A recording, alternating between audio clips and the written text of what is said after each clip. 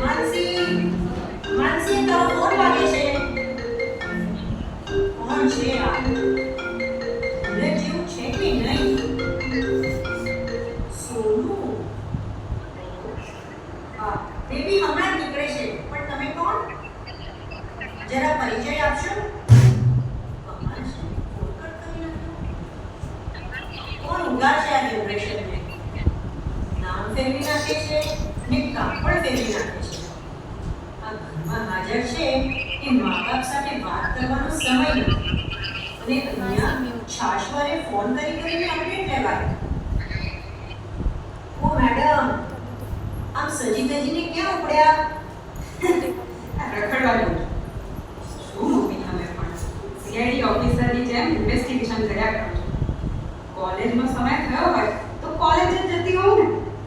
ક્યારેક અજાણ્યાના ફોન આવે ને તો ઇન્વેસ્ટિગેશન પણ કરવું પડે બેબી.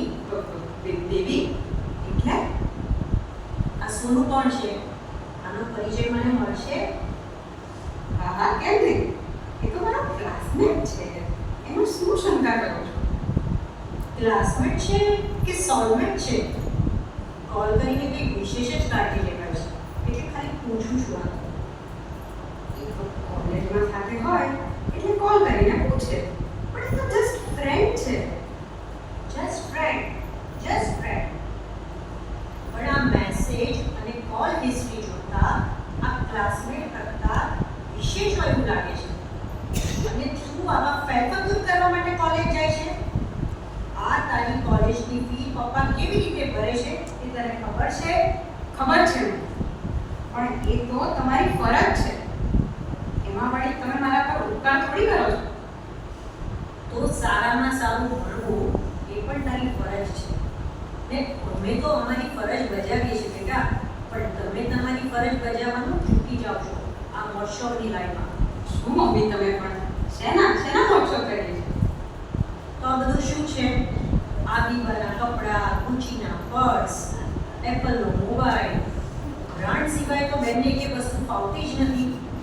અમે તને જરૂર પડે ત્યાં ખર્ચ કરવા રૂપિયા આપીએ છીએ. તને જરૂરી લાગે ત્યાં ખર્ચા કરવા માટે નહીં. લો, શરૂ થઈ ગયું આમનું ખર્ચ પુરાણ. આહા, તમને તો ખર્ચ પુરાણ જ લાગવાનું ને. એક વખત કમાવા જાઓ, જાતે કમાઈને બધું લેશો ને ત્યારે આ પુરાણ સમજાશે. કોઈને પૈસાની કિંમત જ નથી. બધા પાણીની જેમ પૈસા વાપરે છે, કોઈ સમજતું જ નથી ને. કોણ પાણીની જેમ વાપરે છે? હું તો કમાઈને વાપરું છું, કમાઈને. એમાં આટલું કચકચ શું કરો છો? કમાય છે તો મન ભાવે ઉડાડવાના. જરા બચત કરતા શીખો, બચત. તો તમારે મતે મારે શું કરવું જોઈએ? ઘરમાં કોઈ વસ્તુ લાવવાની જ નહીં. કોઈ નાની વસ્તુ ઘરમાં આવે એટલે તમે તો બચતના ભંડેરો પીઠવાનું શરૂ કરી દો છો. અને નાની વાતમાં શું ટક ચાલુ રાખો છો? ક્યારેક અદિતિ મળી આવી હોય તો ફોન ઉપર ફોન ચાલુ થઈ જાય. અદિતિને બહાર બધે ફરવાનું આવડે છે, ઘરનું કોઈ કામ નથી આવડતું. મમ્મી, તમારી આ તો રોજની રામાયણ. અમારી કોઈ પર્સનલ લાઈફ જ નહીં. સ્વતંત્રતા જેવું કંઈ હોય કે નહીં આ ઘરમાં? અમારા પૈસા છે, અમે ગમે તેમ વાપરીએ. એમાં વારે ટક શું કર્યા કરવાનું? ભૂલ થઈ ગઈ બેન મારી, સોરી. મને નથી ખબર કે તમે બધા આ ઘરમાં આટલા ગોગળાઈને જીવો છો. આ તો એક મા તરીકે દીકરીની બળતરા થાય એટલે કહું છું. બાકી તમારી જિંદગી છે, તમને સંપૂર્ણ સ્વતંત્રતા છે. તમારે કેવી રીતે જીવવી એ નિર્ણય તમારે કરવાનો છે. ખાલી બોલો જ છો, પણ અમને અમારી રીતે ક્યાં જીવવા દો છો? જરા જમાના પ્રમાણે ચાલતા શીખો ને. કંટાળી ગયા છીએ, કંટાળી. હવે તમારી રોજની ટકટકથી. અદિતિ, આ મા બાપ દીકરીઓને ક્યારે સમજતા થશે? ખબર ને, એ આપણી લાગણીઓને ક્યારે સમજશે? માનસી, હવે હું થાકી ગઈ છું. મારે હવે ફ્રીડમ જોઈએ છે, ફ્રીડમ. પણ ભાભી, મને નથી લાગતું કે આગળમાં આપણને ફ્રીડમ મળે. તો અમે ક્યાંક બીજે રહેવા જતા રહીશું. પણ ભાભી, આ તમે આવી રીતે અલગ રહેવા જતા રહેશો તો લોકો શું કહેશે? લોકોને જે વિચારવું હોય એ વિચારે. લોકોની ચિંતામાં આપણે થોડું વળી મારે. ઓફિસમાં બોસની ટક-ટક ને ઘરે આવીએ ત્યારે સાસુમાની ટક-ટક. હવે સહન શક્તિની પણ કઈ લિમિટ હોય કે નહીં? તે તો મને પહેલા કીધું તું ને કે તને આ ઘરમાં નથી ફાવતું. એટલે હવે તમારે તો અલગ થયા વગર છૂટકો જ નથી, કેમ?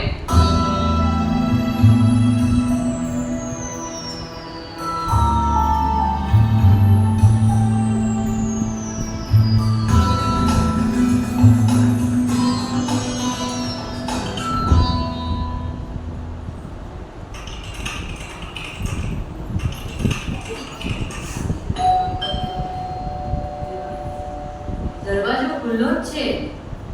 નમસ્તે આંટી. અરે સપના, આવ આવ. કેમ છે બેટા? ઘરમાં બધા મજામાં?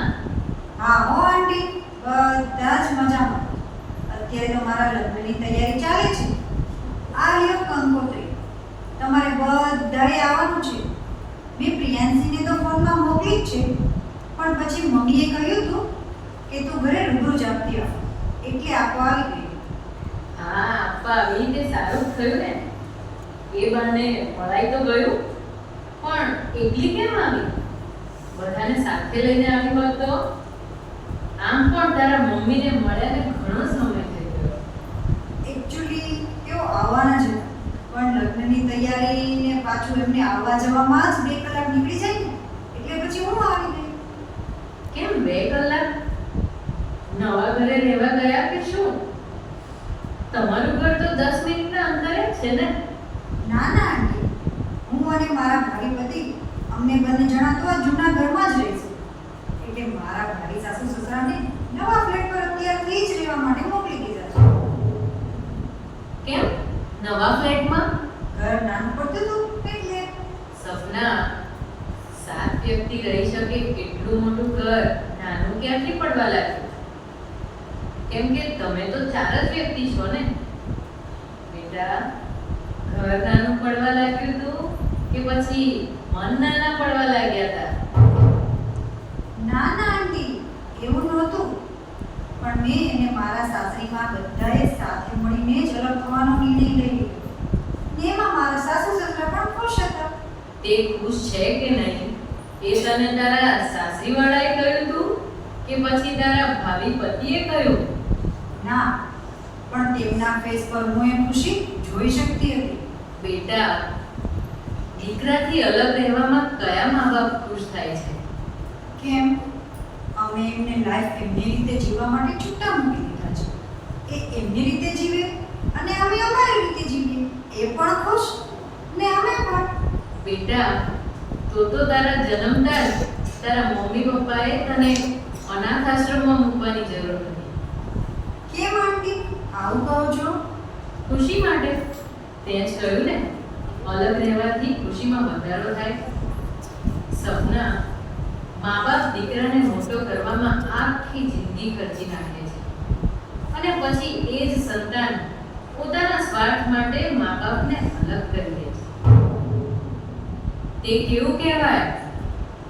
તો હવે આ લગ્નનો ખર્ચો તારા ભાવિ પતિ જ કરવાના હશે ને? કેવી વાત કરો છો આંટી? એ આટલો બધો ખર્ચો કેવી રીતે ઉપાડી શકે? કેમ? હવે તો તમે અલગ થઈ ગયા ને, એટલે. હા, પણ દીકરા અને દીકરીને પરણાવવાની જવાબદારી તો મા બાપની છે. એ તો એમને જ પૂરી કરવાની હોય ને. જવાબદારી, આ જ શબ્દ છે જે મા બાપના સપનાને વર્ષોથી પોતાની નીચે દબાવતો આવ્યો છે. મને એ નથી ખબર પડતી કે જ્યારે મા બાપને તમારી જરૂર છે ત્યારે તમે એને અલગ કરી દો છો અને પોતાની વાત આવે ત્યારે એને જવાબદારીનું ટેગ આપી દો છો. સપના, તું મને એમ કે તારા સાસુ સસરા પ્રત્યેની તારી જવાબદારીનું શું? તે પણ તારા માતા પિતા જ થાય ને? આંટી,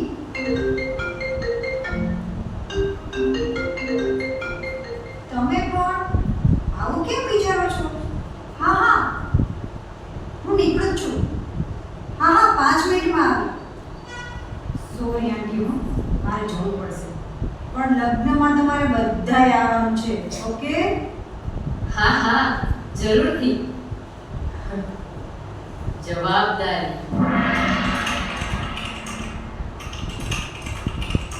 આંટી, ઓહો, આ કંકોત્રી આવી છે. કોણ છે આ કંકોત્રી? હા, આ તો રિયાંશીની ફ્રેન્ડની છે. હમણાં જ આપવા આવી હતી. હા બોલો કિશોરભાઈ. ના એ ઘરે નથી. હા તમે ફ્લેટની ચાવી લઈ રાખો, અમે થોડી વારમાં આવી જઈએ છીએ. ના, હું અને અદિતિ બંને સાથે જ જોવા આવીશું, એટલે એક ધક્કે ફાઇનલ થઈ જાય ને. હા હા હા મળીએ કિશોરભાઈ. ફ્લેટ? કોના માટે ફ્લેટ જોવા જાય છે? અરે કાકી જવા દો ને. તું વાત ના બદલ અને જે હોય તે બોલ. મમ્મી અને પપ્પાને કારણે બંને ભાઈઓ અને ભાભીઓએ અલગ થવાનો નિર્ણય લીધો છે. આ ઘરમાં તમને એવી તો શું તકલીફ પડી ગઈ કે તમે અલગ થવાનો નિર્ણય લીધો છે? તકલીફ સિવાય કંઈ નથી કાઢી.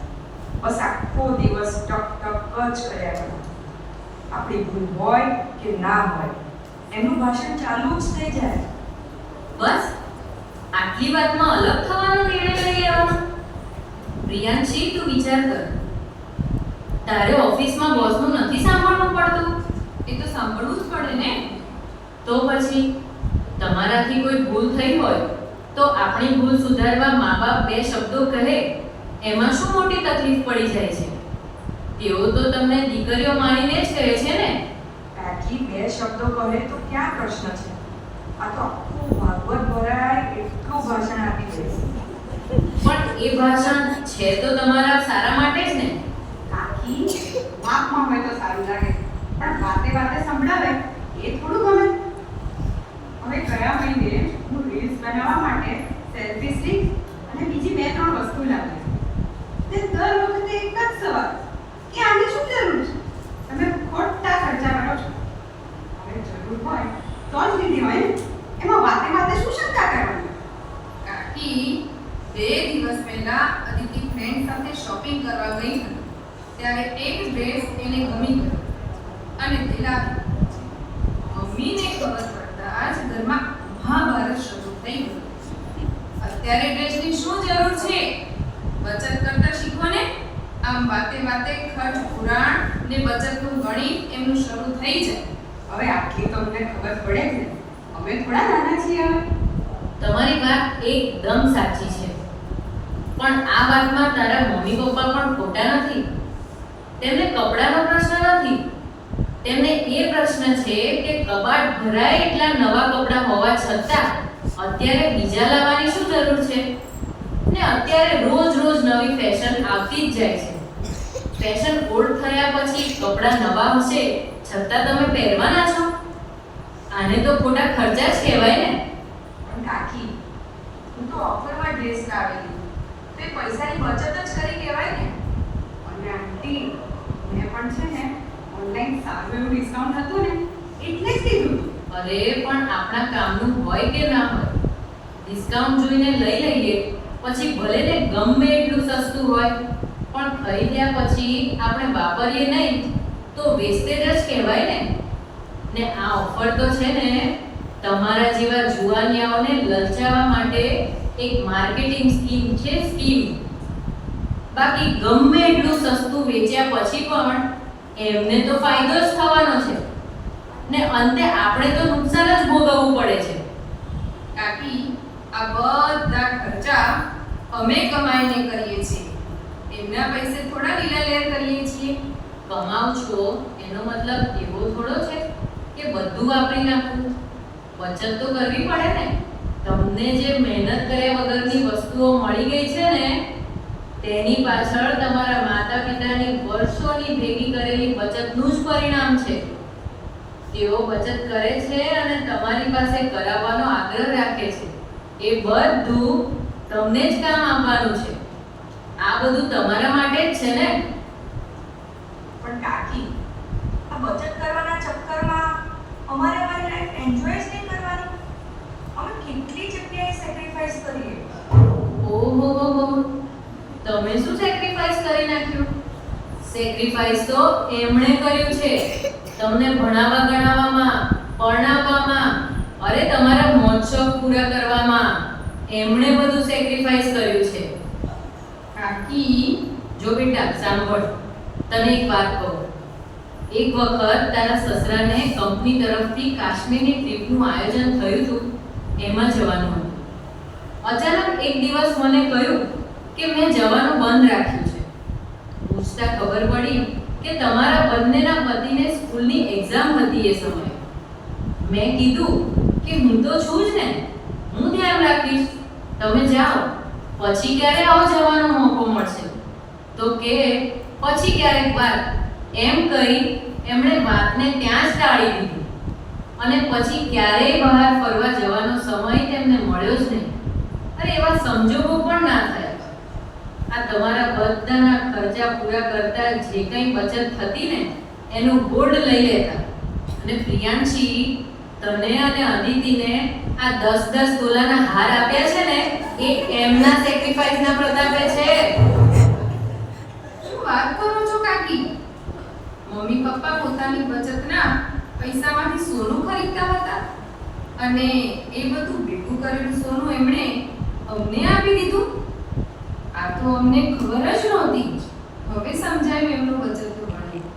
પણ આવું કોઈ દિવસ અમને કેવી તો ખબર પડે ને? અરે આવું સેક્રિફાઈસ કરીને કંઈ સંભળાવવાનું થોડું હોય. નિસ્વાર્થ પ્રેમ હોય ને ત્યાં જ આવું સેક્રિફાઈસ થઈ શકે. અને માનસી, તું શું એમને ફરજ ગણાવતી હતી? તું કહેતી હતી ને કે ફી ભરવી એ એમની ફરજ છે, એમાં શું નવાઈની વાત છે? અરે એ કઈ રીતે તારી ફી ભરે છે તેનો ખ્યાલ છે તને?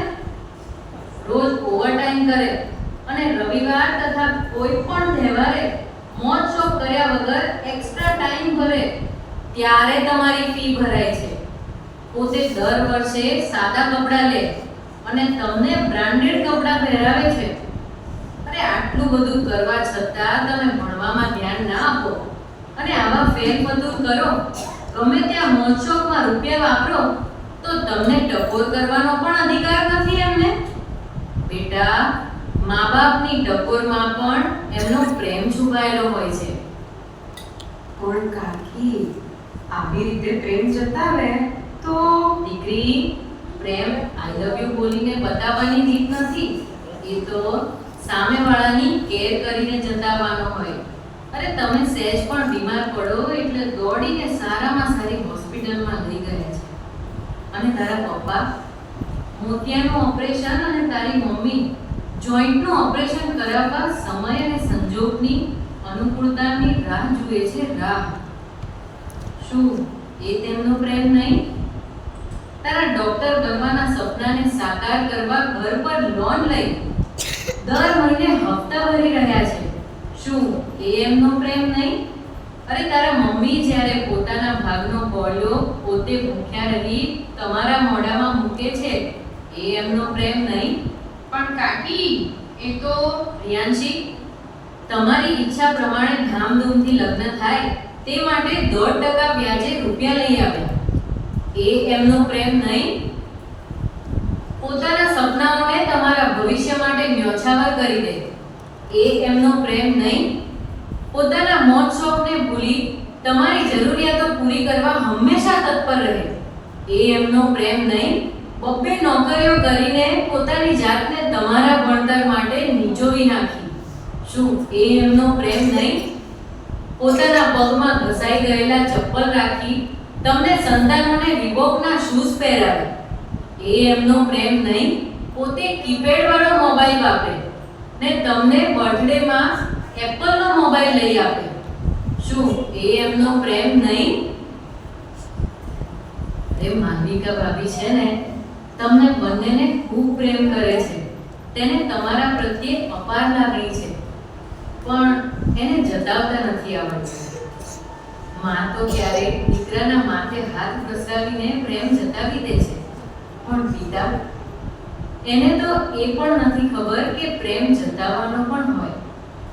તમારી જવાબદારી નિભાવવામાં પ્રેમની પરિભાષા શીખવાનું જ ભૂલી ગયા છે.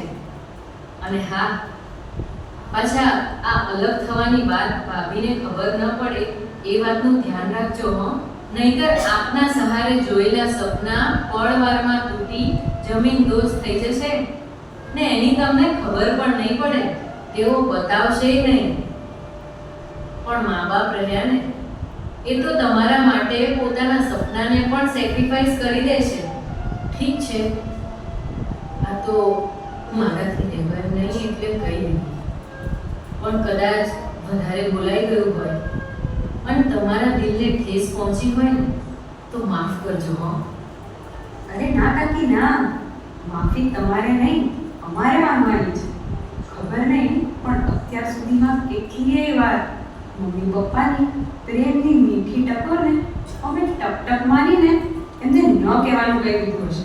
ખરેખર હા, બહુ મોટી ભૂલ કરી છે અમે લોકોએ. કાકી, સાચા પ્રેમની પરિભાષા તો અમે આજે શીખી. જો આજે તમે આ બધું કહ્યું ના હોત તો કદાચ મારી મૂર્ખામીના કારણે મેં બહુ ખોટો નિર્ણય લઈ લીધો. કાકી, તમારો ખૂબ ખૂબ આભાર. Thank you so much. ચાલો ત્યારે, જાગ્યા ત્યારથી સવાર આ મા બાપની ટકટક મીઠી લાગી ને હવે? હા હો કાકી, હવે અમારી ભૂલ સમજાઈ ગઈ. હવેથી આવું નહીં થાય. ચાલો હવે આપણે જમી લઈએ. હા આંટી, પણ મમ્મી પપ્પા આવે ને પછી આપણે બધા સાથે બેસીને જમીએ હો, તો મજા આવશે. હા કેમ નહીં, આજે તો ફેમિલી ડિનર.